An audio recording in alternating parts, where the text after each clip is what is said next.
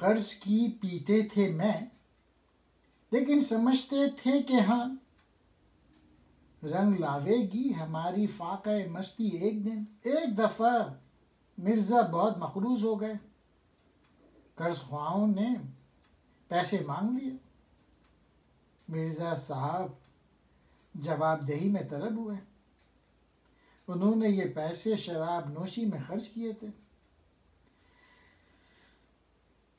ایک مفتی تھے سعد الدین احمد،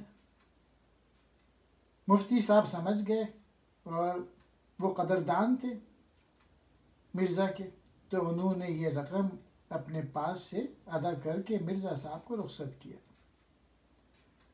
ہم قرض شراب لیتے تھے اور پی جاتے تھے، لیکن اس بات سے غافل نہ تھے کہ ایک دن شراب فروش سے جھگڑا ہوگا۔